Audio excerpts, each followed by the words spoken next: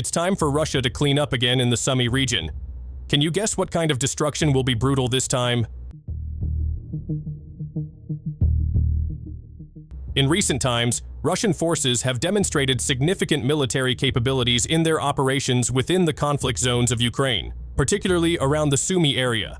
One notable achievement is the destruction of a large number of Ukrainian armored vehicles, including those produced by the United States and NATO countries.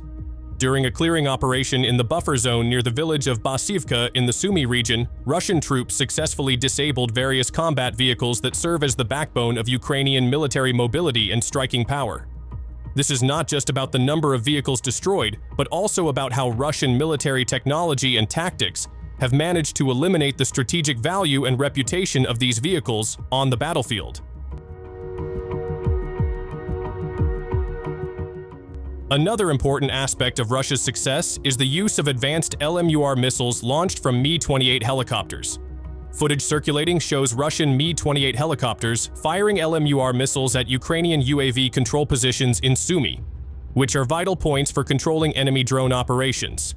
The LMUR missile itself is known for its effectiveness, featuring high precision and sufficient explosive power to disable critical targets such as UAV control stations. The effectiveness of the LMUR has been discussed in various sources, confirming that this missile has become one of Russia's key weapons against Ukrainian drone reconnaissance and attack systems, which have been a serious threat to Russian ground forces.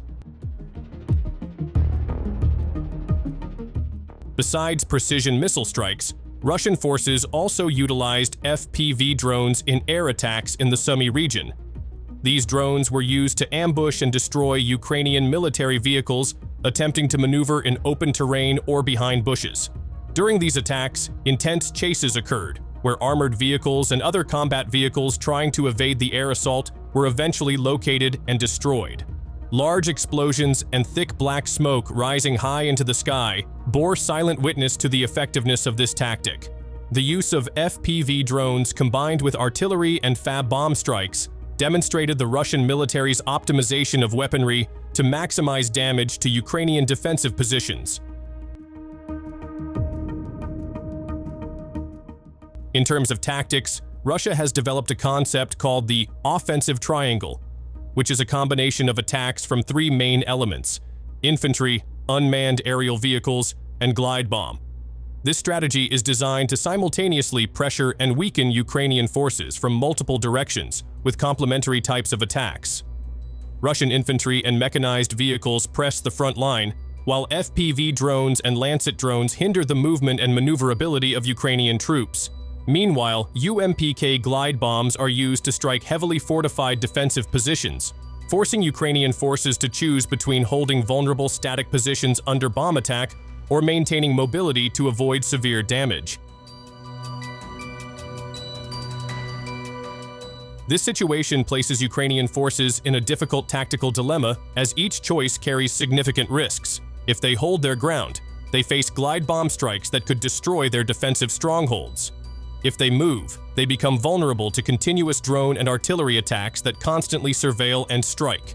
Russia's consistent air superiority and ability to integrate various types of weapons and technology in a single operation increasingly corner the Ukrainian forces, making it harder to defend the territory they have already captured.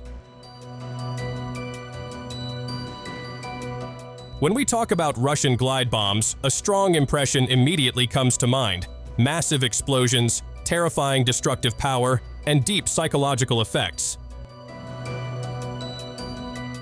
But behind that destruction lies a simple sophistication that actually serves as the main strength of this weapon.